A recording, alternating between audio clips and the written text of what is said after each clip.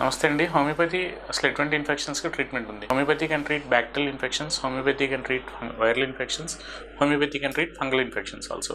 So జనరల్గా bacterial infections అంటే జనరల్గా మనకి టాన్సిలైటిస్, సైనసైటిస్ లాంటివి కూడా హోమియోపతిలో చిన్నపిల్లలకు కానీ పెద్దవాళ్ళకి కానీ హోమియోపతిలో ట్రీట్మెంట్ ఉందండి. అలాగే ఊపిరితిత్తుల సమస్యలకు తీసుకుంటే ఏదైనా సరే న్యూమోనియా, బ్రాంకియల్ ఆస్మా, జనరల్గా ఏదైనా respiratory tract infections, upper respiratory tract infections కానీ లోవర్ రెస్పిరేటరీ ట్రాక్ట్ ఇన్ఫెక్షన్స్ కూడా హోమియోపతిలో ట్రీట్మెంట్ ఉందని నేను చెప్పదలుచుకున్నాను. అలాగే గ్యాస్ట్రోఇంటెస్టైనల్ ట్రాక్ట్ ఇన్ఫెక్షన్స్ అని చెప్తుంటా, అంటే జీర్ణకోశ సంబంధిత వ్యాధులు ఏవైనా సరే, హెచ్ పైలరీ ఇన్ఫెక్షన్స్ కూడా, లేదంటే ఏదైనా ఇట్లాంటి జనరల్గా మనకి జీర్ణకోశ సంబంధిత వ్యాధులు అంటే ఏదైనా infected sources of water, food బయట ఎక్కడైనా తిన్నా తాగినా, ప్రాపర్గా అన్హైజీనిక్ ఫుడ్ తిన్నా తాగినా కొంతమందికి ఇట్లాంటి ఇన్ఫెక్షన్స్ అనేవి వస్తూ ఉంటాయి. అంటే గ్యాస్ట్రోఇంటెస్టైనల్ ఇన్ఫెక్షన్స్ అని చెప్తుంటాం. అంటే కొంతమంది ఫుడ్ పాయిజనింగ్ అవటం, గ్యాస్ట్రోఎంటరైటిస్ లాంటి ప్రాబ్లమ్స్ రావడం అనేది జనరల్గా జరుగుతూ ఉంటుంది. సో ఇట్లాంటి వాటికి కూడా హోమియోపతిలో ట్రీట్మెంట్ ఉందని నేను చెప్పదలుచుకున్నాను.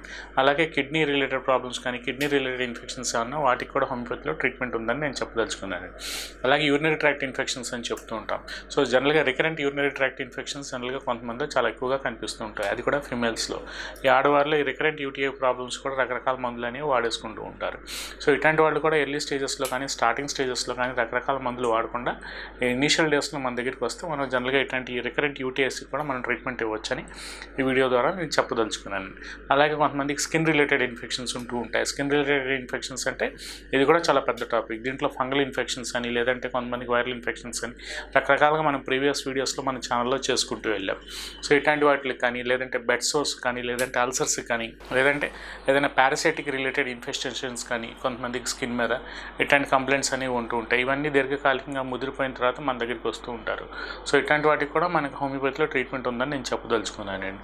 సో ఇట్లాంటివన్నీ ఒక ప్రాసెస్లో మీరు ఎర్లీ స్టేజెస్లో మన దగ్గరికి వస్తే జనరల్గా ఇట్లాంటి వాటిలో మనకి చాలా ఫాస్ట్గా best and beautiful results without any side effects, ఎటువంటి కాంప్లికేషన్స్ లేకుండా చాలా ఫాస్ట్గా మనం హోమియోపతి మెడిసిన్ ద్వారా తగ్గించుకోవచ్చు, ట్రీట్మెంట్ చేసుకోవచ్చు అని ఈ వీడియో ద్వారా నేను చెప్పదలుచుకున్నానండి. సో ఇట్లాంటి వాటిలో కూడా చాలా రీసెర్చ్ అనేది జరగాల్సిన అవసరం ఎంతైనా ఉందండి. సో రీసెర్చ్ అనేది జరుగుతుంది.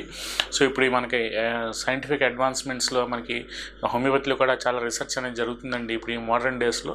సో ఇట్లాంటి రీసెర్చెస్ జరిగినప్పుడు సో ఇంకా మనం ఫాస్ట్గా ఎంతవరకు మనం రిజల్ట్స్ తీసుకురాగలం, ఇంకా డీప్ రూటెడ్ క్రానిక్ డిజార్డర్స్ అట్లాంటి వాటికి కూడా చాలామంది అవేర్నెస్ లేకుండా రకరకాల మందులు వాడుకుంటూ, లేదంటే సెల్ఫ్ ట్రీట్మెంట్స్ అవి తీసుకుంటూ బాధపడుతూ ఉంటారు. సో ఇట్లాంటి వాళ్ళు కూడా మీరు ప్రాపర్గా ఒక మంచి క్వాలిఫైడ్ హోమియోపతిక్ డాక్టర్ మీ దగ్గరలో ఉన్న వాళ్ళని మీరు అప్రోచ్ అయితే తద్వారా మనం మంచి ట్రీట్మెంట్ ఇవ్వచ్చని ఈ వీడియో ద్వారా నేను చెప్పదలుచుకున్నానండి.